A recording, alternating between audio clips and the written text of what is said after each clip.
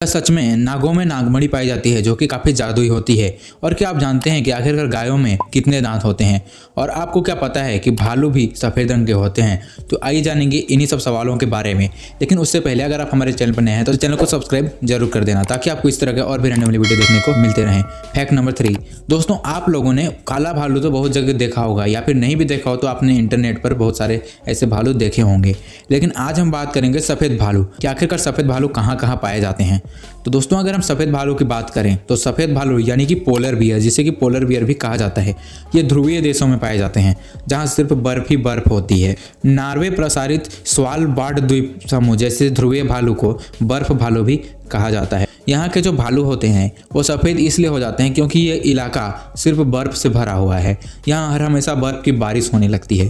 Fact number 2, जब भी गायों की बात आती है तो गाय हमारी माताएं होती है। गाय की पूजा भी करते हैं हमारे हिंदू धर्म, और हमारे लिए यह जानना बहुत ज़रूरी है कि आखिरकार गाय के दांत कितने होते हैं। लेकिन आपको ये फैक्ट जानकर बहुत ही हैरानी होने वाली है क्योंकि जो गाय का दांत होता है वो सिर्फ नीचे ही होता है, ऊपर के जबड़े में गाय का दांत नहीं होता है।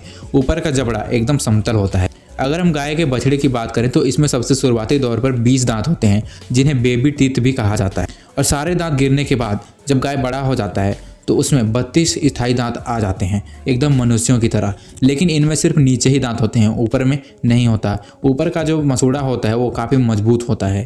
फैक्ट नंबर 3, क्या आखिरकार यह बात सही है कि नागों में नागमणि पाई जाती है? और हमें फिल्मों में यह तो काफ़ी देख कर हम बहुत सारे परेशान भी हो गए हैं कि आखिरकार नागों में नागमणि होती भी है या फिर नहीं। आपने फिल्मों में बहुत जगह यह तो ज़रूर सुना होगा कि नागों में जो नागमणि वो वाइट कलर का होता है, और यह भी कहा जाता है कि नागमणि सिर्फ नागों के पास ही होती है और नाग इसे अपने पास इसलिए रखते हैं ताकि उसकी रोशनी के आसपास इकट्ठे हो गए कीड़े मकोड़ों को खा सके।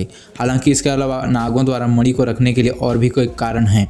लेकिन हम जानेंगे कि आखिरकार यह बात कितनी सही है और कितनी गलत। अगर हम वैज्ञानिक दृष्टि से देखें तो नागमणि की संभावना से हम इसे इनकार करते हैं क्योंकि उनका कहना यह है कि ऐसी कोई धातु नाग के सिरे पे बिल्कुल भी नहीं पाई जाती है। और काल्पनिक कहानियों में लोग सांप और नागमणि के किस्से का जिक्र करते हैं। ना तो नागमणि होती है और ना ही सांपों के पास कोई ऐसा रत्न होता है जिसमें अलौकिक शक्तियाँ होती हैं।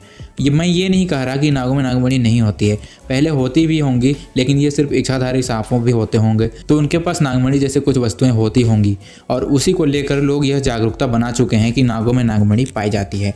तो आपको यह बात पर कितनी सच्चाई लगती है आप हमें कमेंट में ज़रूर बताना।